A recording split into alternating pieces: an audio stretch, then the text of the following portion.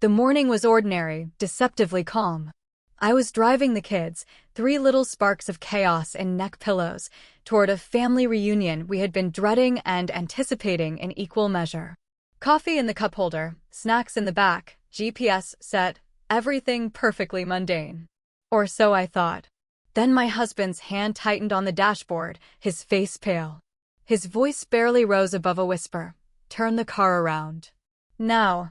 I laughed first, thinking it was a joke, one of those small pre-crisis reflexes people have. But his jaw was rigid. His eyes fixed on the road ahead with something I had never seen, pure, urgent certainty. "Why?" I asked, forcing calm into my voice. He shook his head. "Please. Just turn." There was no room for hesitation. I swerved onto the last exit before the border, a gentle curve that felt like an invitation from fate itself. With each mile away from the highway, his posture eased, though only slightly. He had been bracing for something I had no idea existed. The kids started to notice. "Are we going the wrong way?" my middle child asked. "We forgot something," I said automatically, and the youngest piped up, "Snacks." I didn't answer. We drove in silence, the hum of the tires on asphalt and the whisper of trees our only soundtrack. Every second felt stretched, each heartbeat echoing like a warning. Finally, my husband motioned toward a narrow, unmarked access road. "Pull over," he said. We stopped. He unbuckled his seatbelt and walked to the back of the car. My hands were clammy, my chest tight. He gestured toward the trunk. "Look." I obeyed. Inside the red duffel, wedged between clothes and a child's toiletry bag, were plastic-sealed packets of contraband. Shock immobilized me. My first breath caught somewhere in my chest. Not fear, not exactly, it was the slow, sinking weight of betrayal. I thought of my parents, of years spent being the responsible one, the safe one. My sister, favored and adored, had inherited charm and ease. I had inherited the invisible work of keeping life from collapsing. And now this, a deliberate risk with my children present. My husband said nothing, just stared. I nodded, the silent acknowledgement between two people who understood without words. The danger was real. The line had been crossed. And I, finally, knew exactly what needed to happen. We drove on, leaving the reunion behind, leaving their manipulations behind, leaving the possibility of forgiveness behind. The kids, oblivious in their cartoon-induced trance, were unaware that the mundane morning had almost become a disaster. The sky above, still blue, betrayed nothing of the storm narrowly avoided. As the highway stretched endlessly, my mind drifted backward, to childhood dinners and whispered family secrets. My parents had always valued appearance over substance. Credit cards maxed?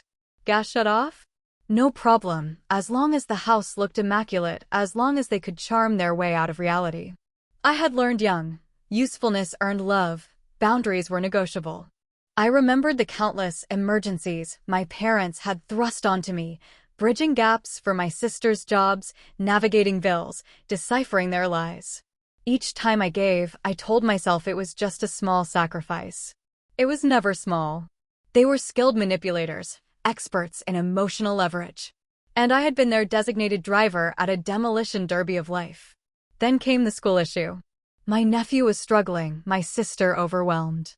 The solution presented itself. A private school, expensive beyond reason, conditionally accepted with a deposit.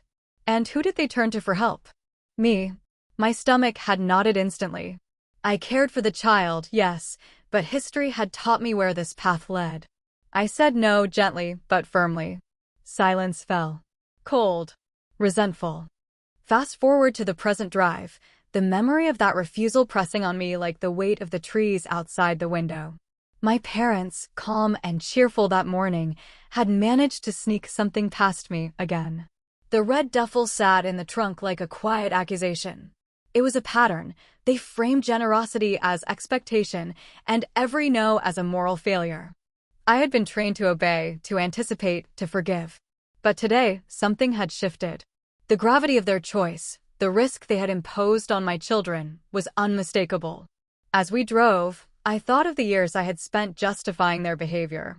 The hustle, the The shine, the gravitational pull my sister wielded effortlessly, they were all tools of manipulation.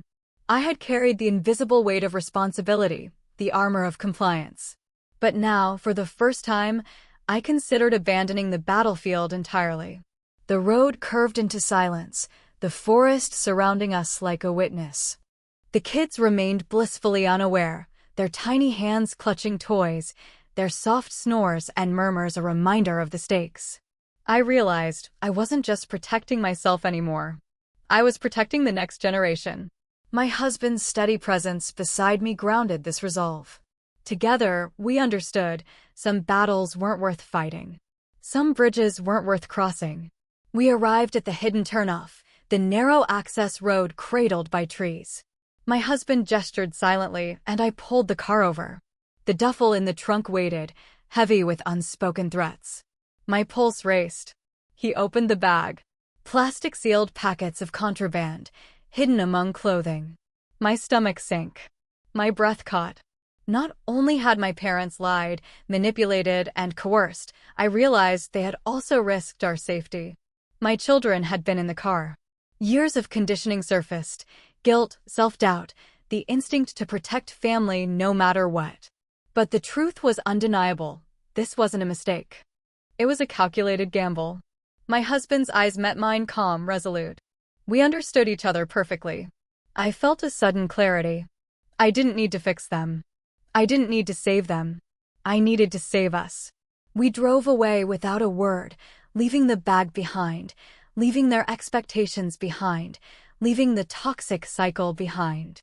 Every mile became a meditation on boundaries, trust, and moral courage. The children, unaware, became symbols of what was truly precious: safety, stability, and love untainted by manipulation. Back home, silence reigned. Calls from my parents went unanswered. Days passed. Then they showed up unannounced, smiling, casual, as if nothing had happened. I opened the door just enough to step outside. "You'll come around," my mother said. I stared. Calm, quiet, certain. The years of manipulation flared in my mind. Favors, emergencies, guilt. But now I had distance. I had clarity. "We're done," I said. "Don't call. Don't come here. You don't get to see the kids." They tried reasoning. I refused. No negotiation. No compromise. I realized the stakes weren't just about respect. They were about life, safety, and moral integrity. Weeks later, my parents attempted the unthinkable, smuggling contraband themselves. Caught at the border. Arrested. 4-year plea deal.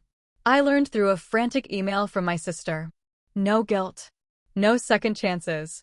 The law enforced boundaries my parents refused to respect.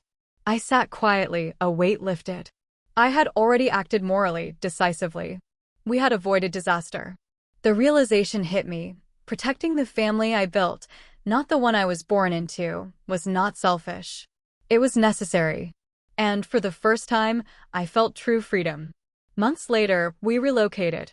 North Carolina. New schools. New routines. The mountains and pine air filled our lungs with clarity and peace.